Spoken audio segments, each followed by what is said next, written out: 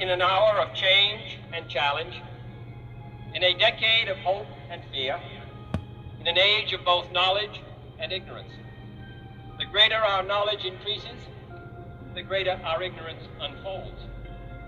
No man can fully grasp how far and how fast we have come.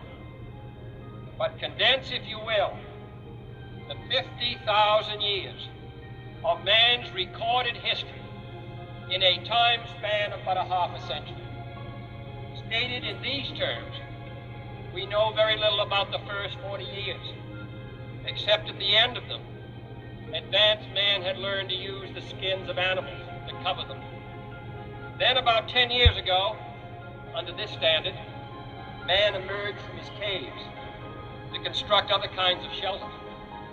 Only 5 years ago, man learned to write and use a cart with wheels. Christianity began less than 2 years ago. The printing press came this year. And then less than 2 months ago, during this whole 50-year span of human history, the steam engine provided a new source of power. Newton explored the meaning of gravity. Last month, electric lights and telephones and automobiles and airplanes became available. Only last week did we develop penicillin and television and nuclear power.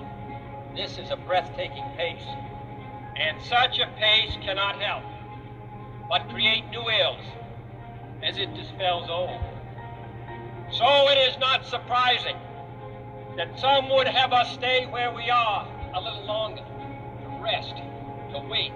If this capsule history of our progress teaches us anything, it is that man in his quest for knowledge and progress is determined and cannot be deterred.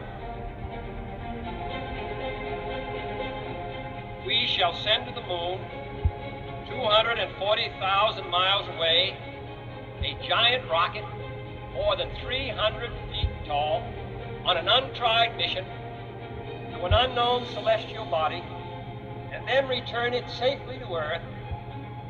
But why, some say, the moon? Why choose this as our goal? And they may well ask, why climb the highest mountain? Why 35 years ago fly the Atlantic? We choose to go to the moon. We choose to go to the moon. We choose to go to the moon in this decade and do the other things, not because they are easy, but because they are hard. Because that goal will serve to organize and measure the best of our energies and skills. Because that challenge is one that we're willing to accept, one we are unwilling to postpone. And therefore, as we set sail, we ask God's blessing on the most hazardous and dangerous and greatest adventure on which man has ever embarked. 10, 9, ignition sequence start. It's one small step for man, one giant leap for mankind. We copy you down, Eagle. Houston, Tranquility Base here. The Eagle has landed. Roger, Tranquility. We copy you on the ground. You got a bunch of guys about to turn blue. We're breathing again. Thanks a lot.